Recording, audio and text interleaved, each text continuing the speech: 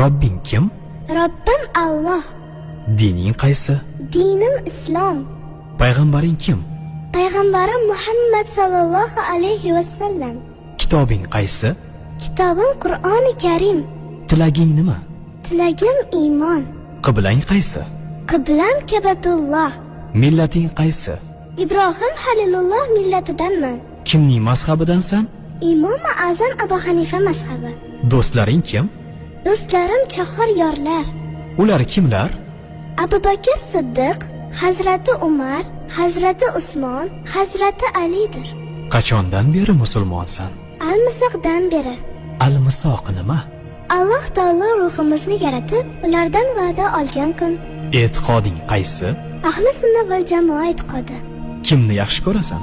Alloh taoloni. Undan keyinchi? Payg'ambarimiz Muhammad alayhissalomni. Undan keyinchi?